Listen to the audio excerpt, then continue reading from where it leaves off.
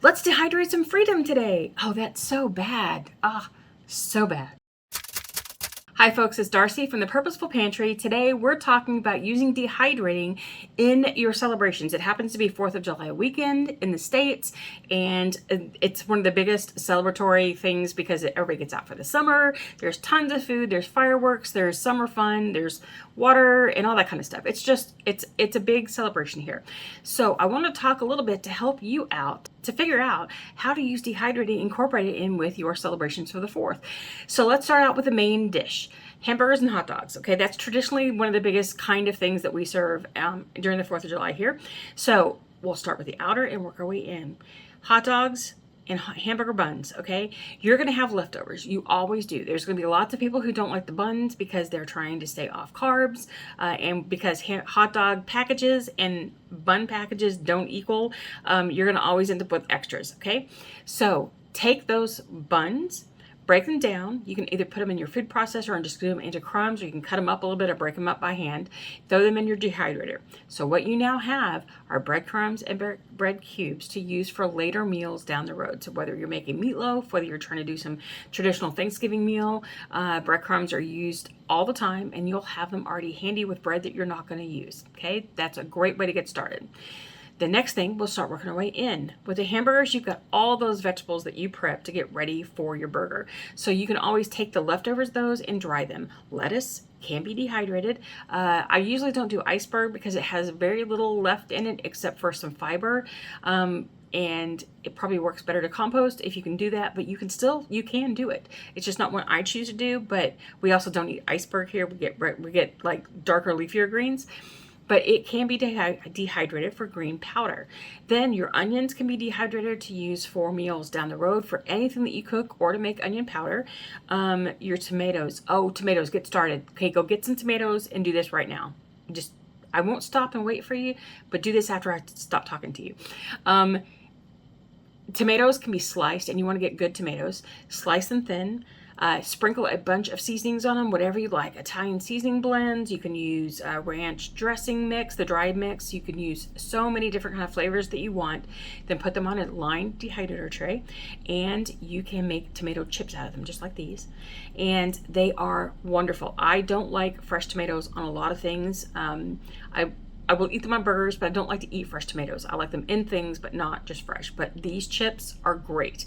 They are an intense tomato flavor with whatever seasonings you put on. They're worth doing, okay? So put them out for hamburgers because they're gonna be great. Or take your leftover food prep and then dry it after so that you're not wasting it. The next thing, pasta salad, okay?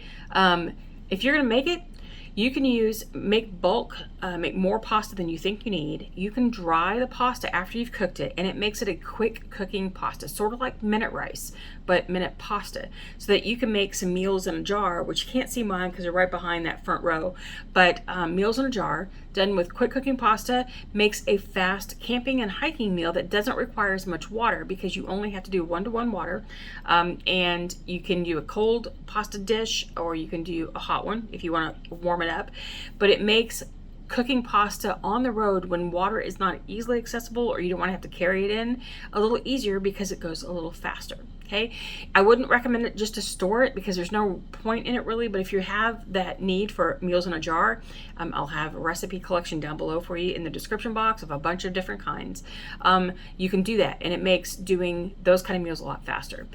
Then if you want to put olives in your pasta salad, okay, dehydrated olives aren't great for long-term storage because they will turn rancid after a while. They start getting this kind of funky smell, but they are great for short-term. They're great for hiking and camping meals. They're great for pasta salad because instead of having that intense salty taste, it's a more mellow taste once they're dehydrated, and it's a different crunchy texture, so it might make your meal a little different. It just shakes it up a little bit.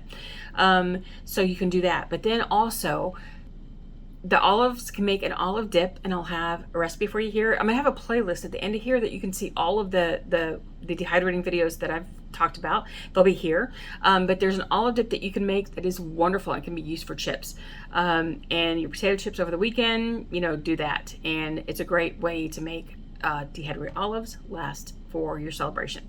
Okay, the next thing, let's go. Baked beans. If you're making baked beans and you're not taking them out of a can, but you can do this with a can too, make more beans than you need. Dehydrate the beans. Just like you're doing with the pasta, you're making quick beans that won't take so long to get ready for an emergency meal, for a camping or hiking meal, or for meals in a jar like these. You can use those quick beans. They're already cooked, they're ready to go, and they're shelf stable without having to can them. Okay, so you can also do baked beans that way. You can go ahead and dehydrate them and use them in portions that you can portion out. But no, they're going to break, and so they're not going to be the pretty just whole beans, but they're going to break up a little bit. But it still works, and it's still a great way to put something up on the shelf that you might otherwise toss because you can't really store it very well. Okay, so the next thing, just trying to go through all those things that you can have over the weekend. Watermelon is a big one. You have watermelon and then you end up with so much extra watermelon if you buy more than you think everybody's going to eat, and then you don't know what to do with it and it ends up getting tossed. Do not toss the watermelon. Not only will I have a link down below that gives you a bunch of different ways that you can use watermelon, and it might help you for how to serve it during the weekend.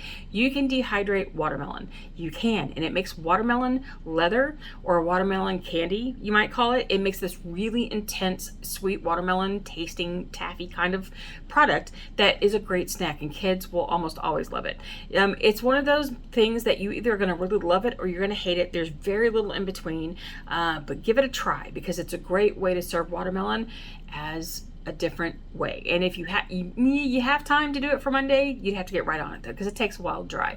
But it's a fun, different way to serve watermelon, so give that a try. Fruit salad. When you're cutting it up and preparing it, if you have extra, then put it on the dehydrator and you'll have fruit snacks all the time. Okay, so that's a good way to do fruit salad. Thing that I think is going to be a game changer for a lot of you, especially if you can't get outside because of rain, so you don't get to have a fire to make s'mores, or you know whatever that works out for you. You can make dehydrated s'mores. It is a thing. It's right here. It is one of my favorite snacks that we ever make, that we save for special treats. We don't do it often, but you dehydrate marshmallows on a stick. Then you dip them in some chocolate, dip them in some graham crackers, and you have a dehydrated s'more on a stick. They are wonderful. You can do it with small marshmallows too, where you can just roll it in some chocolate, then roll it in some graham crackers, and then just pop them like that. But that dehydrated s'more on a stick is a great look. It's a great way to feature something when you're serving it to a group of people coming for a celebration at your house, and it's a great way to do it in case it's going to be raining and you can't get outside. Those are some ideas for you. I'm sure there are a ton more that if you think through what you're making for the 4th, that you can use dehydrated products in it, or take your leftovers and dehydrate them for use later. So have a really great weekend. Have a safe 4th. Go do all the picnics. Go do all the parades. Go do the fireworks. Be safe. Have a great time, and happy dehydrating. Oh, watch right here. Here's the playlist. Watch this playlist. It'll have all the information in it.